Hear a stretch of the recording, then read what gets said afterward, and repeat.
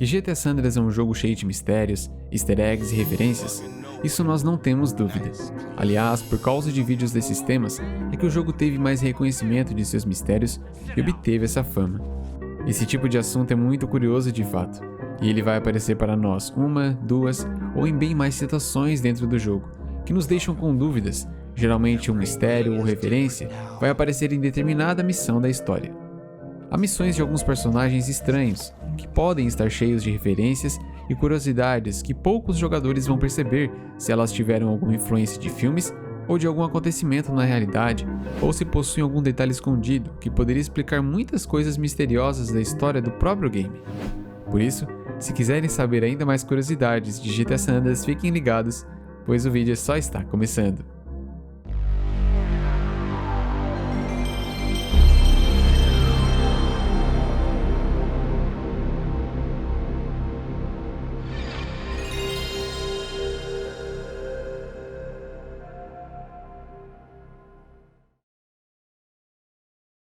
Amado por alguns, odiado por outros.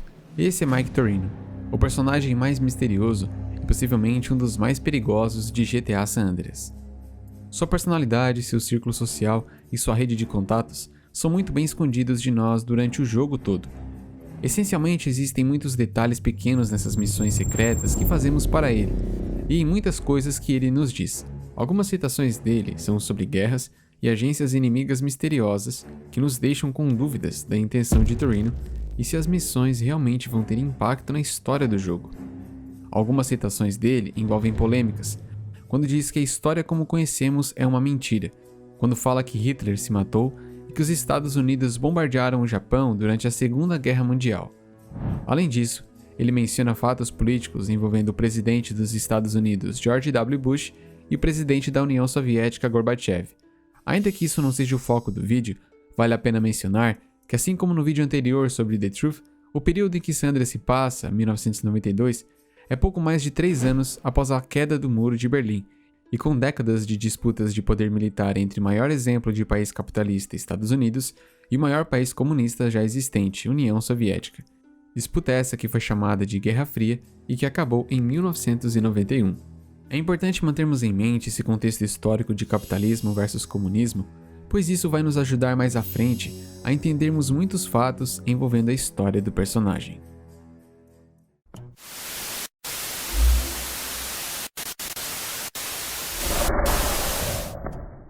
Algumas perguntas básicas precisam ser respondidas para sabermos mais detalhadamente sobre Torino, sobre suas intenções e sobre sua rede de contatos.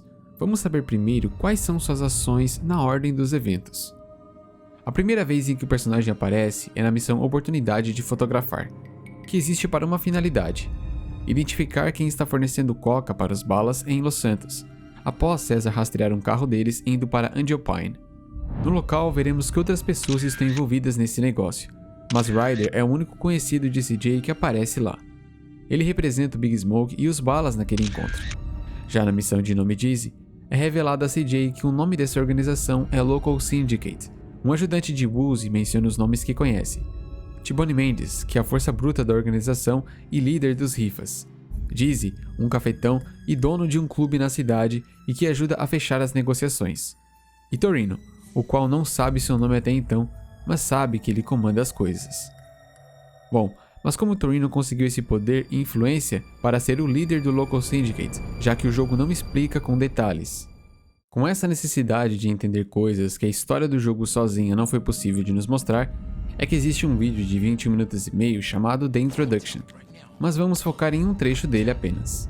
Torino irá aparecer neste vídeo ao lado da fábrica de crack de San Fierro, e estará junto de T-Bone Mendes. Há uma interação entre eles muito curta sobre um cliente de Los Santos que está interessado na compra de drogas. I think I got us a buyer down in Los Santos. Por quanto, Holmes? How much? Not sure yet, but they're talking big. Up to 100Ks a month, low risk. Now listen, that was a buyer. We gotta step up production. We're not thinking big enough here, okay? My connections in Panama can get us all the product we need, untouched. But you gotta arrange the market. Concluímos com essas informações que Torino é o chefe do Local Syndicate por possuir contatos de agentes seus no Panamá que fornecem as drogas para o grupo. Depois que a cocaína chega em San Fierro, ela será levada para esta fábrica localizada em Doherty, onde será feito o crack para a venda. Depois do processo das vendas, Torino vai obter um grande lucro para si, para T-Bone Mendes e para Dizzy B.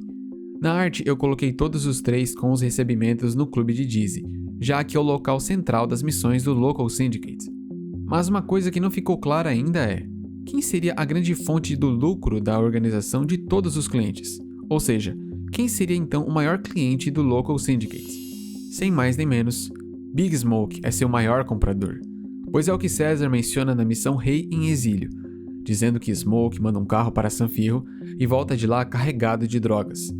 Comprovamos o fato nas viagens informadas por César, em que podemos sabotar os carregamentos ou o lucro das negociações de Smoke em dias específicos da semana.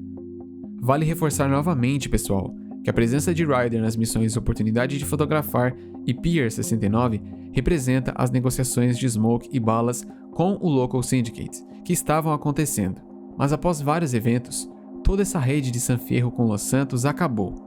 Esses eventos foram as execuções primeiro de Dizzy B e depois de T-Bone Mendes e Ryder na missão Pier 69, e da possível morte de Torino em uma fuga fracassada de helicóptero. E por último, a destruição da fábrica de crack em San Fierro. Mesmo com tudo isso acontecendo, curiosamente Los Santos permaneceu sob intenso tráfico de drogas, que foi o principal fator de disputas de gangues, que resultaram também no aumento da criminalidade e de muitos assassinatos. E é agora que a história começa a ficar interessante. Saibam que Torino foi o principal causador da origem da epidemia de crack em Los Santos.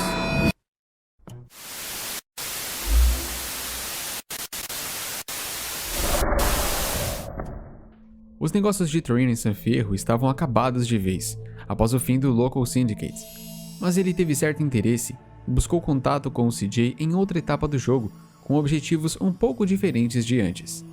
Na missão de reencontro dos dois, chamada Roubo de Carga, Torino fez algumas revelações necessárias sobre si mesmo ao CJ. I work for a government agency. It is not important which one. I will try not to confuse you. Apesar dessa revelação, ele não especificou para qual agência trabalha. Na verdade, em nenhum momento do jogo ele foi claro sobre isso. Porém, existe uma possível pista sobre Torino para nós. A jovem Bárbara, namorada de CJ e que é vice-xerife em El Quebrados, diz algo bem relevante durante os encontros. This whole desert is crawling with CIA. Seria verdade isso? Pois ainda que faça sentido ele ser da CIA, existem outros agentes no deserto de Las Venturas que espionam Torino e são mencionados por ele próprio em missões. Shit, pilot says he's got trouble. 2 agency choppers coming in on an intercept. You know, after what you've done for me, it's like you're a pro now. I got double agents in Panama. I want to put a price on your head. Me take it to them? Yeah, why not? I got 5 guys watching me all the time. I got 2 in that hill, 1 over there, and 2 by satellite. 1 DEA, 1 FBI, a Russian, a Cuban double agent, and my paymasters. Checks? Mas Torino não se refere a eles como agentes da CIA. O que nos resta acreditarmos que esse diálogo da namorada é uma pista muito secreta do jogo sobre Torino. Ao associarmos ele à CIA, muitas de suas ações e falas vão fazer total sentido, pois as missões dele depois do fim do Local Syndicate serão para fortalecer sua agência e sabotar as agências rivais. E para entendermos melhor o objetivo da CIA e o que veio a causar a grande epidemia do crack em Los Santos, vamos analisar trechos em que Torino menciona guerras. Novamente, na missão chamada Roubo de Carga, Torino menciona uma guerra pela primeira vez ao CJ. Além disso, ele explica seu envolvimento anterior no Local Syndicate. Yes, when we last met, I was involved in battling threats in Latin America by any means necessary. That does not make me a drug dealer. Now, the money that we raised, the friends that we won over, have helped us immeasurably in our overseas interests. We're fighting a war out there.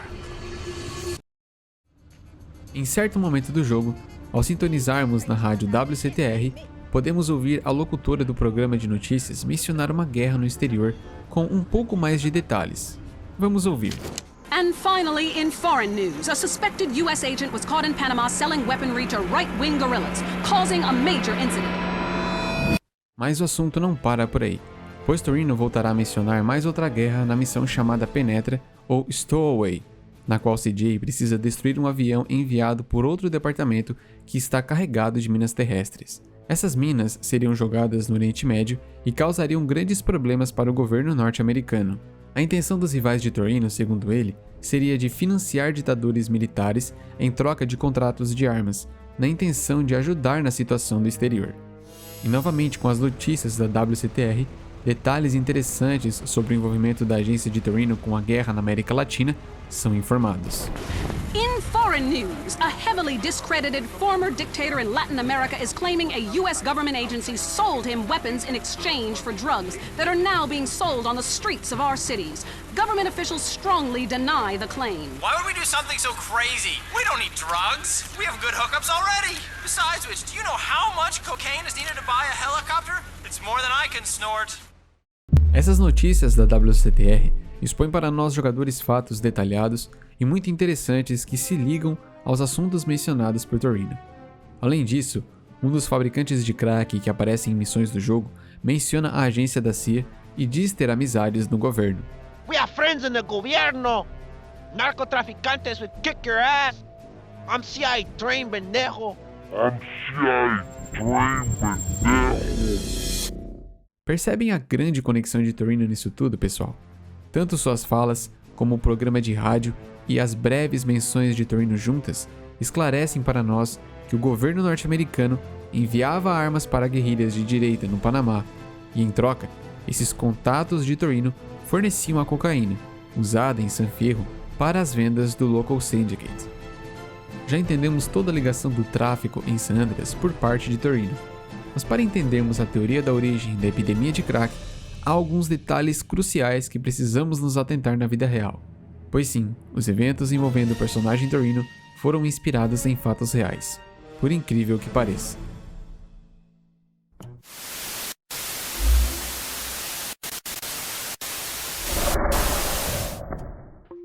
Nos anos 80, os Estados Unidos estavam buscando melhorar a relação política com o Irã, já que este país havia sofrido uma revolução em 1979 que derrubou o regime monárquico pró-Estados Unidos e que após essa revolução, a relação entre Irã e Estados Unidos foi de boa para dramática.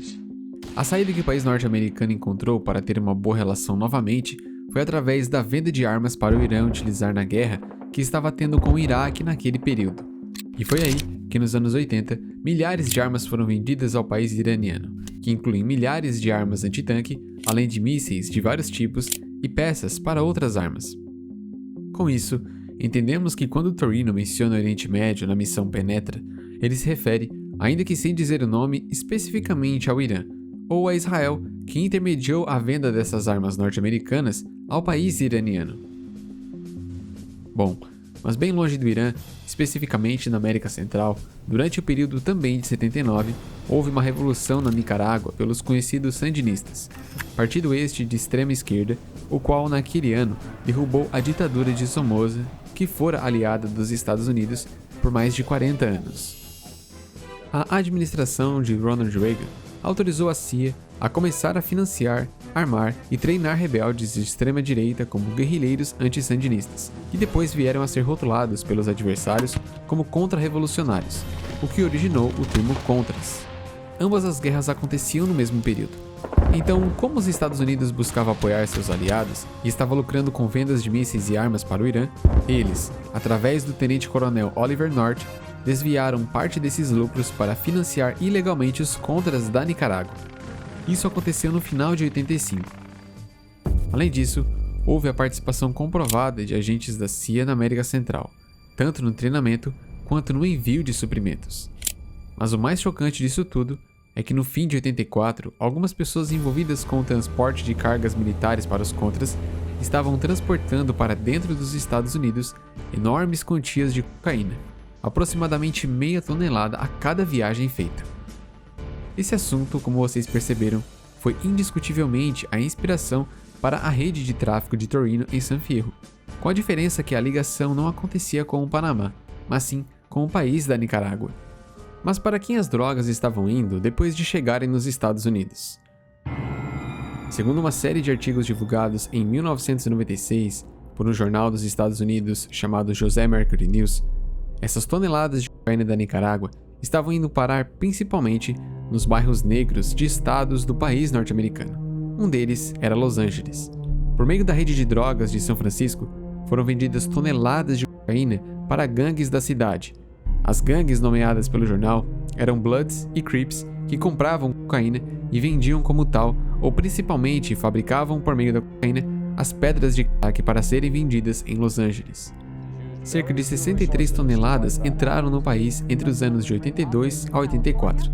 Os traficantes se beneficiaram disso e conseguiam então fazer muitas vendas em bairros negros, onde além de terem mais clientes com o passar das semanas, vendiam as drogas cada vez mais barato. Houve um enorme aumento na competição pelas vendas. Foi aí que muitos roubos e invasões começaram a ser registrados, e com os traficantes e gangues buscando se armar para controlar suas vendas nesses bairros, um banho de sangue se instaurou em comunidades afro-americanas naquele período, em diversos estados norte-americanos. Muitas pessoas perderam suas vidas, famílias foram destruídas, ruas e bairros inteiros sofreram com tamanha destruição. Tudo isso afetou não só o social e comunitário, mas também o econômico, o que foi conhecido na época como a epidemia de crack, termo fortemente difundido pela mídia. Essa história relacionada à epidemia de crack, pessoal, foi incluída em GTA San Andreas nos acontecimentos de Los Santos. Um desses momentos ocorre depois da ausência de Sweet e CJ na Grove Street, em par e passo com a traição de Ryder e Smoke, que se envolveram com Tempany e Pulaski. E depois de uma cilada na missão Sabre Verde que os balas tiveram poder sobre os families e maior controle das ruas, esse conflito e o envolvimento com cocaína foi divulgado pela rádio WCTR em seu programa de notícias. I'm Richard Burns and I am in a terrible part of town. A town under siege by hoodlums. Gang and drug wars are plaguing the city. A huge sudden upsurge in cocaine sales have been reported. The street wars between gangs of Ballas and Grove Street hoodlums came to a head recently when several senior Grove Street gang members were killed while others were incarcerated. The police described that as, and I'm quoting, excellent news. Além disso, o caos pelos conflitos da epidemia está ainda mais evidente durante a missão de volta para casa até a missão fim da linha, que é o período em que os bairros estão tomados de traficantes de crack pelo domínio de Big Smoke e Ballas, o que foi ocasionado em parte pelo grande tráfico promovido antes pelo Local Syndicate, em parte pelo próprio Smoke, que assumiu a fabricação e o tráfico com sua fábrica presente em um edifício no território de Los Flores. Mas agora voltando a falar dos acontecimentos históricos, a CIA estava devendo respostas à população sobre as causas e origem da epidemia de crack, e aqueles artigos publicados em 96 provocaram uma fortíssima reação de populações daqueles bairros afro-americanos que foram prejudicados. Houve muita crítica e alvoroço dessas populações, principalmente sobre as informações contidas nos artigos que sugeriam ou deixavam interpretações de que a CIA e outras agências do governo seriam as principais responsáveis pelo início da epidemia de crack, por terem feito vista grossa durante as guerras dos anos 80, em que os Estados Unidos estavam envolvidos. Essa informação provocou muitas manifestações e revoltas sobre a Agência Central de Inteligência, na busca de explicações sobre os artigos publicados. Contribuindo a isso tudo, existe um pedestre muito peculiar de San Fierro, que seria a representação de integrante de comunidades afro-americanas. Ele faz críticas e liga as ações do governo norte-americano e da polícia com o tráfico de drogas nas comunidades e bairros afro-americanos. Heard much about the New World Order? The New World Order has enslaved our people. Stakeout is really a police surveillance scheme. They want us to kill one another. Gangbanging is what they want us to do. Jacking cars is what they want you to do. You know anything about the crack conspiracy? Watch out for the conspiracy, brother. Crack dealers are destroying my community. Obviously, this was a government plot. You're not a government agent, are you? Dirty government trickster! A CIA, como principal responsável nisso tudo, conduziu uma investigação para apurar todas as acusações que estavam sendo feitas a ela a respeito de um suposto envolvimento no tráfico de drogas, e se os traficantes envolvidos nisso poderiam ter originado a epidemia de crack em Los Angeles. Essa investigação não poderia ter resultado em outra coisa, pois como ela, sendo a acusada, faria uma investigação séria de si mesma. Ela considerou que as acusações eram muito exageradas e que não tinham fundamento ao ligar alguns traficantes com a epidemia de crack em Los Angeles e nos Estados Unidos todo como geral. Infelizmente, até os dias de hoje, as comunidades afro-americanas não tiveram as devidas respostas sobre como essas drogas tão facilmente entraram nos bairros naquele período. E assim como na vida real aconteceu, Torino, ainda que usando todos os meios necessários, não sofreu com suas ações, mesmo que ele tenha sido quem tornou o tráfico de crack em Los Santos algo comum e muito lucrativo para as gangues. Suas ações, no fim das contas, caíram todas sobre o Crash, que também teve muita culpa nisso tudo que aconteceu na cidade. A raiva e revolta das pessoas foram redirecionadas a eles, enquanto Torino ficou livre de toda a culpa e do radar da mídia local. E isso é tudo por hoje, pessoal. Espero muito que tenham gostado do vídeo de hoje e do formato em que eu trouxe um formato mais de documentário sobre o personagem Torino. Eu estava devendo esse vídeo, na verdade, desde que postei o vídeo sobre as teorias do The Truth, porém resolvi explorar mais informações dos NPCs de GTA antes e ir construindo esse vídeo de pouco em pouco. Eu sempre achei necessário trazer um conteúdo sobre o personagem Torino, pois além de ele ser meu personagem favorito depois do CJ, possui muito mistério em volta dele e é bem pouco trazido no YouTube.